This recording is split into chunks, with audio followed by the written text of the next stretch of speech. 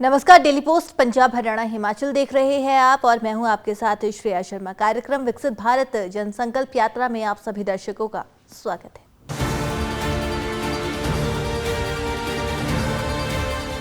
दुनिया भर में भारत अपनी एक अलग पहचान स्थापित कर रहा है, जिस कारण आज दुनिया भारत को एक अलग नजरिए से देख रही है और इस बात से हैरान है कि भारत विकासशील देश होते हुए लगातार तरक्की की नई दास्तां लिख रहा है। भारत को विकसित देशों की श्रेणी में खड़ा करने के लिए देश और प्रदेश की सरकारें जिस तरीके से काम कर रही है, उसकी सराहना भी हर कोई करता हुआ नजर आ रहा है। विकसित भारत संकल्प यात्रा भारत को विकसित बनाने की दिशा में एक बड़ा कदम है, जिसकी सराहना आज हर वर्ग के लोग करते हुए नजर आ रहे हैं। देश हो या फिर प्रदेश हो, हर पंचायत हर गांव तक पहुंचते हुए विकसित भारत संकल्प यात्रा के तहत जहां अंत्योदय का उत्थान करने की कवायद सरकार कर रही है। देखिए ये खास रिपोर्ट। सेवा ही संकल्प, संकल्प गरीब के उत्थान का। विकसित भारत संकल्प यात्रा, संकल्प देश की जनता की सेवा का। ईमानदारी से जनता निभाए अपनी भागीदारी। योजनाओं से वंचित लोगों को कैंप तक लाइए, उनके जीवन में एक नई उम्मीद जगाइए। सरकार की ओर से चलाई जाने वाली योजनाओं का लाभ उसके असली लाभार्थी तक पहुंचे या नहीं, क्योंकि देश के प्रधानमंत्री की ओर से शुरू किया गया विकसित भारत संकल्प यात्रा का यह अभियान उनके मुताबिक जनता के लिए है, ताकि सरकार उन वंचित लोगों तक पहुंचते हुए उन्हें सरकारी योजनाएं, भले ही वो स्वास्थ्य से जुड़ी हुई हो या फिर आयुष्मान योजना की बात हो या बीपीएल वर्ग के बच्चों के लिए शिक्षा की बात हो या फिर चूल्हे से होने वाले जहरीले धुएं से नारी शक्ति को बचाने की बात हो, ऐसी तमाम योजनाओं का लाभ अगर उन्हें मिला तो उनके क्या अनुभव हैं, यह जानने का जरिया भी है विकसित भारत संकल्प यात्रा। और प्रधानमंत्री की नजर में ये उनके इम्तिहान की भी यात्रा है। तो हमने तय किया कि भाई फिर से हम एक बार देश भर में जाएं, जो सरकार की योजनाएं हैं, जिनको मिला है, उनसे सुने कि भाई क्या क्या मिला, कैसे मिला, प्राप्त करने में कोई कठिनाई तो नहीं हुई, कोई रिश्वत तो नहीं देनी पड़ी, जितना तय था उतना मिला कि कम मिला। एक बार जाएंगे तो इसका हिसाब किताब भी हो जाएगा। तो ये विकसित भारत संकल्प यात्रा जो है ना, वो एक प्रकार से मेरी भी कसौटी है, मेरी एग्जामिनेशन है कि मैंने जो कहा था और जो मैं काम कर रहा था, मैं आपके मुंह से सुनना चाहता था और देश भर से सुनना चाहता हूं कि जैसा मैंने चाहा था वैसा हुआ है कि नहीं हुआ है, जिसके लिए होना चाहिए था उसके लिए हुआ है कि नहीं हुआ है, जो काम होना चाहिए था हुआ कि नहीं हुआ है।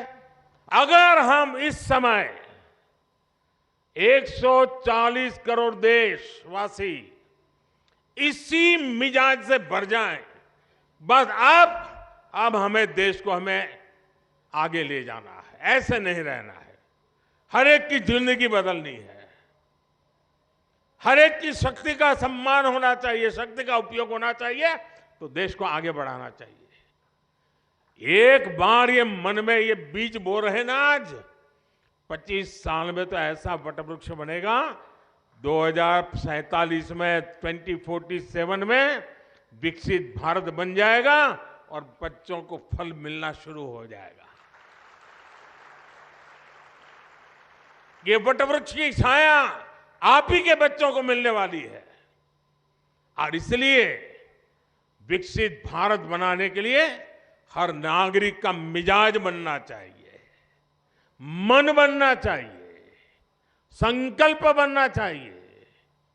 और अगर मन बन जाता है तो मंजिल दूर नहीं होती है। और ये विकसित भारत संकल्प यात्रा, ये एक प्रकार से देश का काम है, ये किसी राजनीतिक दल का काम नहीं है।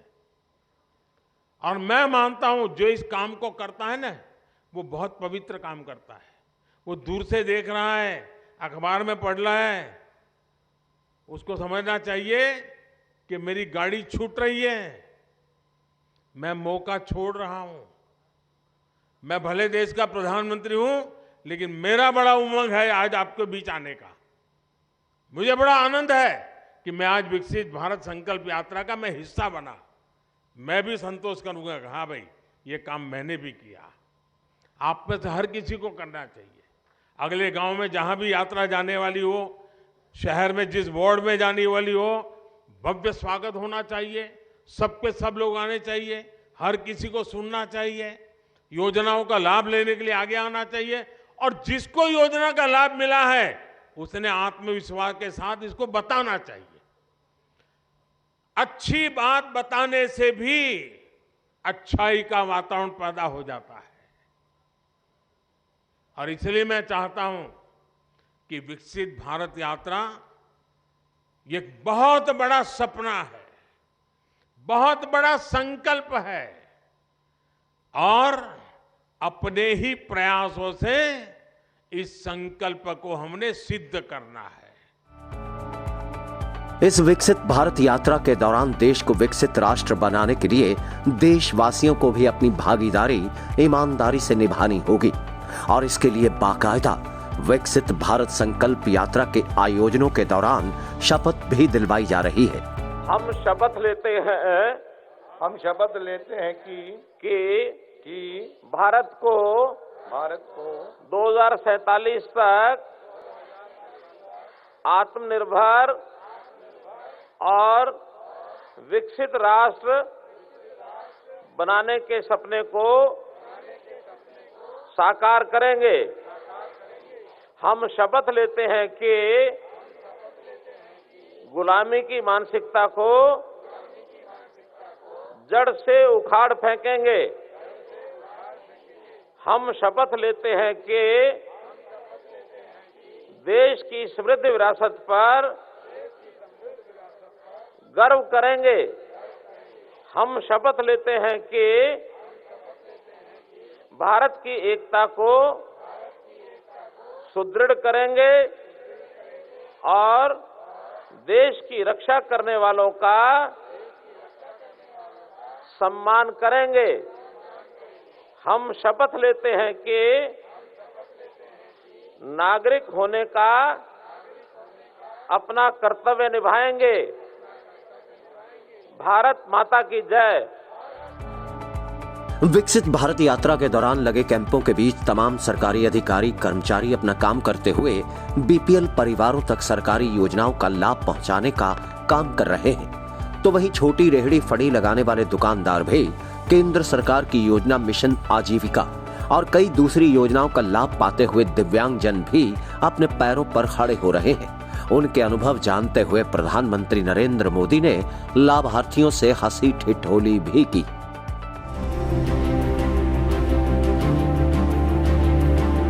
ये दिव्यांग लोग खेलकूद में भी हिस्सा लेते हैं क्या? हाँ? जी सर। आप क्या खेलते हैं? सर दौड़ रन करते हैं, बैसाखी से चलते हैं। हाँ। यस। और पढ़ाई कितनी की? पढ़ाई हम काम कंप्लीट किए हैं, अभी सिविल सर्विस की तैयारी कर रहे हैं। तो यहाँ क्या क्या योजना का लाभ मिला आपको? यहाँ सर हमको पेंशन भी मिला है, बाकी दुकान संचालन के लिए अभी आवेदन भी किए हैं, बाकी उपकरण के संबंधी जो भी जरूरतें पड़ती है हमको। क्या दुकान चलाओगे? सर CSC का चलाते हैं अपना, उसी में स्टेशनरी डाल रहे हैं। अच्छा, तो कितने लोग आते हैं CSC सेंटर पे? सर काउंट तो नहीं करते, फिर भी आ जाते हैं 10-12 लोग दिन भर में आ जाते हैं आराम से, कि हमारी जीविकोपार्जन हो जाए। तो महीने भर में कितनी कमाई हो जाती है?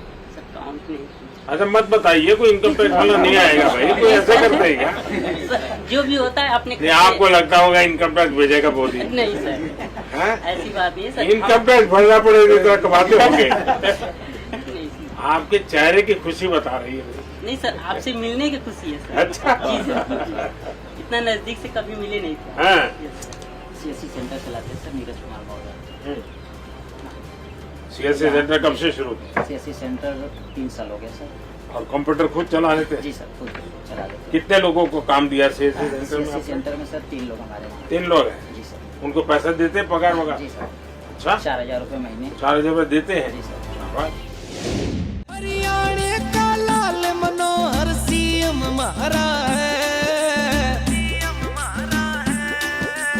सबका साथ और सबका विकास रे इनका नारा है। सबका साथ और सबका विकास रे इनका नारा है, रे भाइयों इनका नारा है।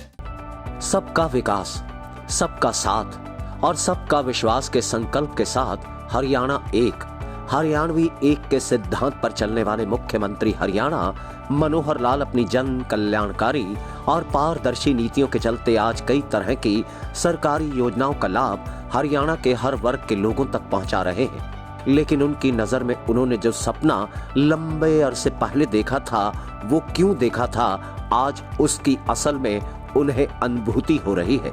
इस बात का जिक्र मुख्यमंत्री हरियाणा ने करते हुए देश के प्रधानमंत्री नरेंद्र मोदी के संग अपनी पुरानी यादों को भी ताजा किया। बहुत एक विशेष प्रकार की अनुभूति मुझे इसलिए हो रही है कि समाज की सेवा का जो व्रत हमने वर्षों पहले लिया था, जिसके ऊपर चलने के लिए मन में एक विचार आया था कि लगातार पूरी उम्र, पूरी आयु इस समाज की सेवा में कोई कमी न रह जाए, आज उसकी अनुभूति मुझे हो रही है।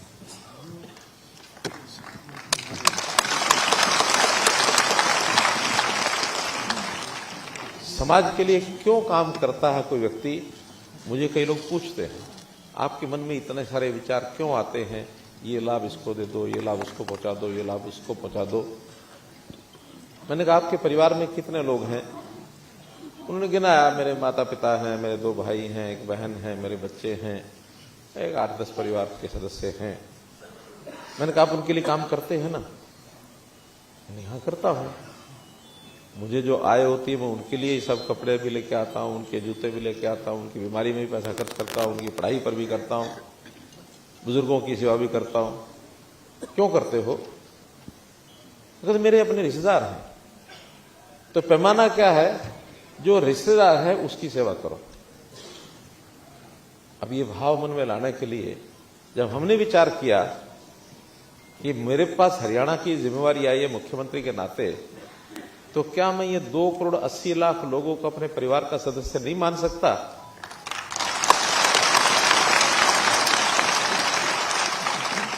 उसको माना है, और मान करके तभी विचार आता है कि समाज के अंदर, जैसे परिवार में भी कोई कमजोर व्यक्ति भी हो जाता है किसी कारण से, शरीर के कारण से, उसकी किसी मानो और कमी हो जाती है, उस कमी के कारण से, तो ऐसे समाज में भी अलग अलग तरह के जो लोग होते हैं उनमें भी कोई न्यूनता रह जाती है। तो सेवा का पहला हकदार वही होता है जिसके अंदर कोई कमी हो, शारीरिक हो, आर्थिक हो, गरीबी हो, बेरोजगारी हो, शिक्षा की हो, स्वास्थ्य की हो। इन चीजों को सामने रख करके हमें बताया, सिखाया तो हमारे प्रदेश के प्रधानमंत्री नरेंद्र मोदी जी ने, क्योंकि मेरा मोदी जी के साथ बहुत पुराना संबंध है। उनका विचार भी यही है जो हमारा विचार है। वास्तव में तो हम किसी एक यूनिवर्सिटी के विद्यार्थी रहे हैं दोनों। कुछ लोग जानते हैं वो कौन सी यूनिवर्सिटी है? Doctor Hedgewar university.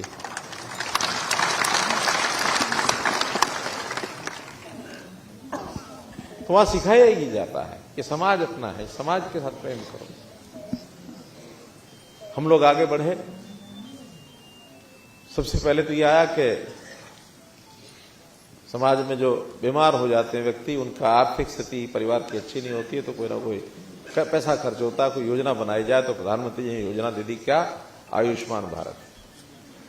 उस आयुष्मान भारत में हर ऐसा गरीब परिवार जो बीपीएल जिसको हम कहते हैं, उसका 5 लाख रुपए का बीमा, घर में कोई बीमार हो जाए उसका खर्च सरकार उठाएगी।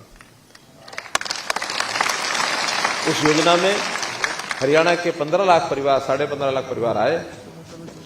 हमें लगा कि नहीं, हमारे यहां गरीबी की रेखा की जो लिमिट है वो 1,20,000 की बजाय हमें थोड़ा ऊपर करनी चाहिए।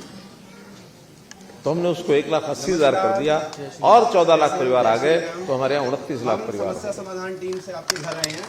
इसके बाद भी डिमांड आई कि थोड़ा पैसा ले लो, 1,80 से ऊपर भी लिमिट बढ़ा दो।